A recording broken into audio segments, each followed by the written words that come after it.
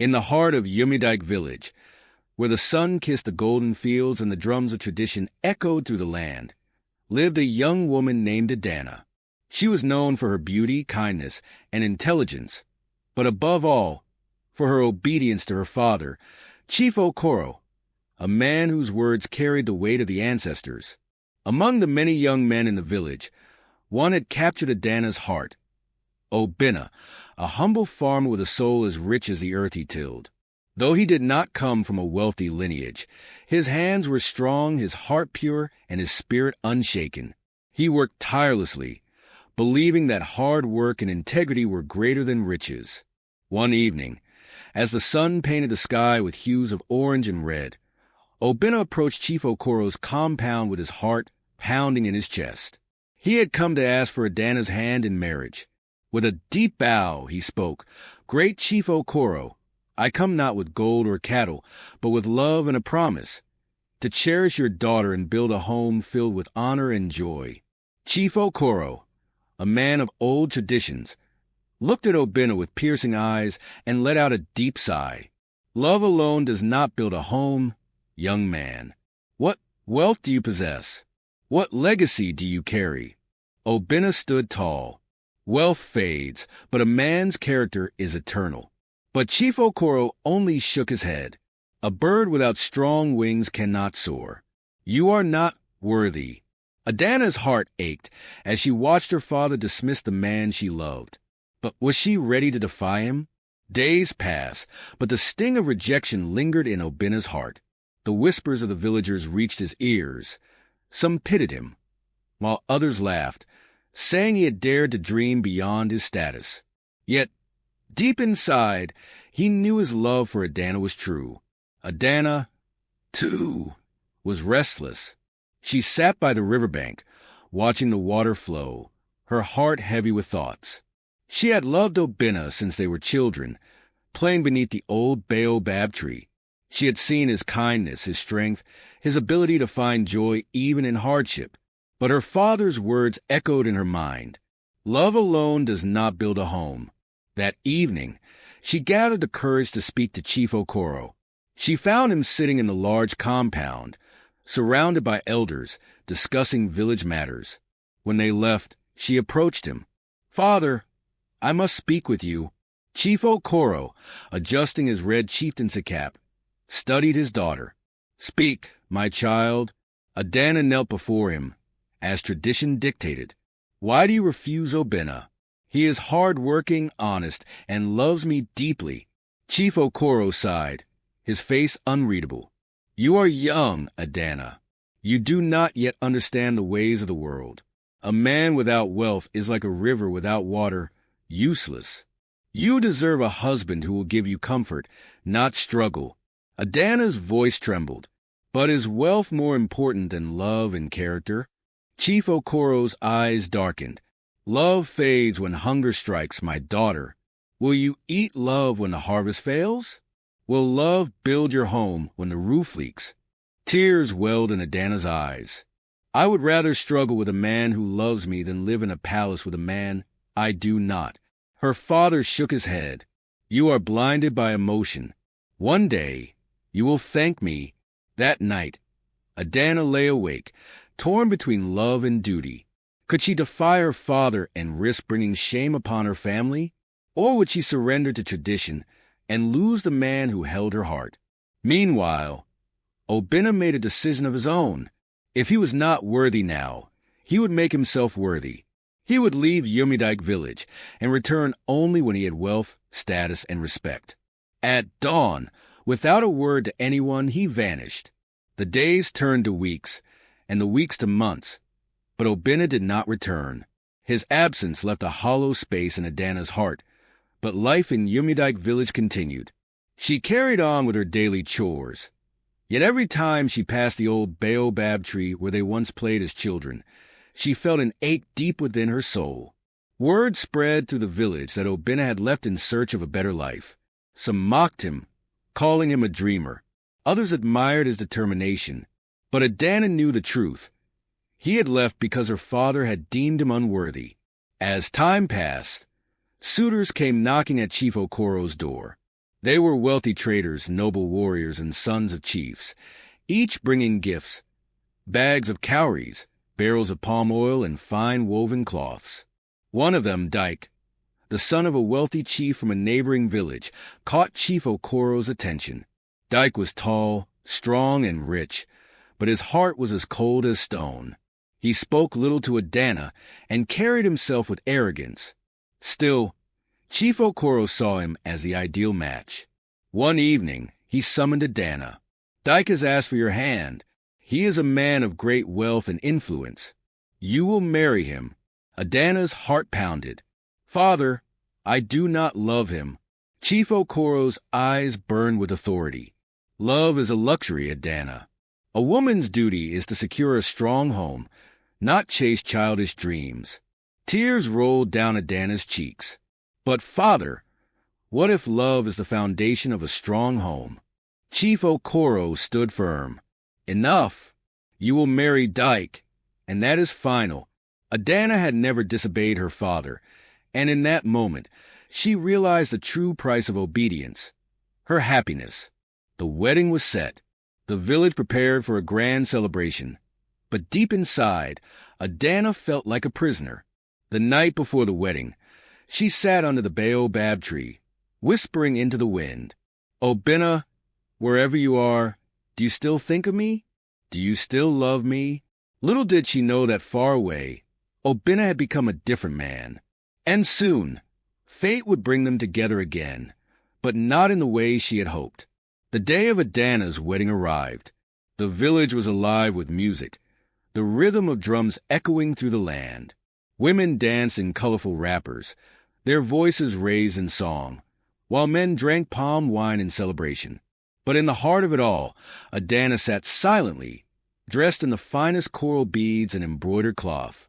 Her face, though painted beautifully, could not hide the sorrow in her eyes. As she prepared to step forward and become Dyke's wife, a murmur spread through the crowd. A stranger had arrived at the gates of Dyke. His garments were fine, his posture proud, and his presence commanded respect. It was Obinna, but he was no longer the humble farmer they once knew. He had become a man of wealth and influence. He had traveled far and wide, trading goods and learning the ways of the great cities. He had returned, not as the rejected lover, but as a man of status. Gasps filled the air as he walked through the village. Even Chief Okoro could not hide his shock.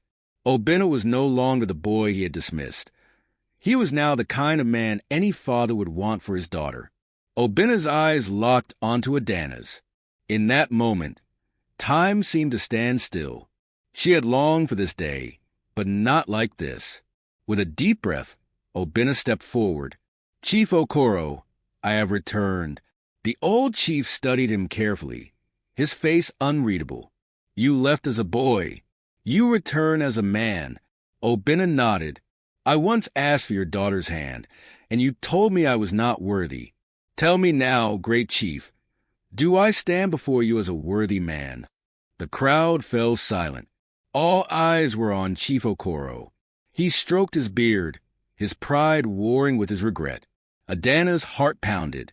She knew what she wanted, to run into Obinna's arms, to choose love over duty. But was it too late? She was already promised to another. The elders whispered among themselves. Dyke's face darkened with anger. The drum slowed, as if waiting for Chief Okoro's next words. Then the chief spoke. A promise made must be kept. Adanna belongs to Dyke now. Adanna gasped. Father, no. Obinna's jaw tightened. He had returned for love, but was love enough to change fate? The village held its breath. The tension was thick as Chief Okoro's words settled over the gathering like a heavy cloud. A promise made must be kept. Adanna belongs to Dyke now. A murmur of discontent rippled through the crowd. Adanna's hands trembled as she turned to her father, her eyes filled with pain. Father, I am not a piece of land to be given away. My heart does not belong to Dyke. It belongs to Obinna. Gasps erupted. A woman defying her father, so openly was unheard of. Dyke's face darkened with fury. You insult me before the entire village, he growled. I have given gifts, followed tradition, and yet you humiliate me for a man who once had nothing. Obinna took a step forward, his voice calm but firm. A man's worth is not measured by the riches he has, but by the strength of his heart. If Adanna does not love you, forcing her will not make her yours. Dyke clenched his fists. Then I will take what is mine. He lunged toward Adanna, but Obinna stepped between them, his presence alone stopping Dyke in his tracks. The elders whispered urgently among themselves. Finally, the oldest among them, Elder Nwosu, raised his staff. Enough! His voice commanded silence. Marriage is not slavery. A woman has the right to choose. Let Adanna speak, and let her heart decide. Chief Okoro frowned. This was not how things were done, but the villagers nodded in agreement. The world was changing. Even the ancestors, they believed, would favor truth over force. Adanna took a deep breath. She turned to her father, her voice steady. You once said, I would thank you for choosing my husband, but today, I ask you to thank me for choosing my own happiness. Chief Okoro sighed deeply. He saw now the weight of his mistake. He had let pride guide his judgment instead of love. With reluctant acceptance, he nodded. Go to him. Tears of relief streamed down Adanna's face as she ran into Obinna's arms. The crowd erupted in cheers. Even the elders, bound by tradition, smiled, because in the end, love had triumphed. That night, the drums of Yumidike did not beat for a forced wedding, but for a love that had conquered all. He village fell silent, waiting for Chief Okoro's response. Obinna stood tall, his heart pounding in his chest, while Adanna trembled, her eyes pleading with her father. But Chief Okoro's face remained stern. A promise made must be kept, he repeated, his voice cold and unwavering. Adanna's breath hitched. Father, please. He raised a hand to silence her. Enough, Adanna. You will marry Dyke. The matter is settled. A deep sorrow filled the air. Obinna's fists clenched at his sides. He had returned to fight for love, but he was up against an immovable wall of tradition. He had believed that wealth and status would make him worthy in Chief Okoro's eyes, but it was never about worth. It was about control. Dyke smirked, stepping forward. You see, farmer, he sneered, your place was never beside Adanna. No matter how rich you become, you will always be the boy who was not enough.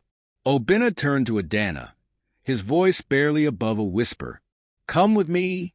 Tears welled in her eyes, her heart screaming to run to him, but her feet remained planted. Her father's word was law. Her family's honor depended on this marriage. To defy him meant disgrace. Not just for her, but for her entire lineage. She shook her head, choking on the words. I can't. Obinna's world shattered. He had fought, sacrificed, and dreamed of this moment, only to lose. A bitter smile tugged at his lips. He had been foolish to think love could change fate. Then this is goodbye, he said, his voice hollow.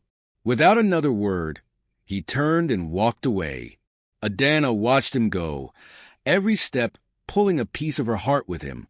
But she did not call him back. She couldn't.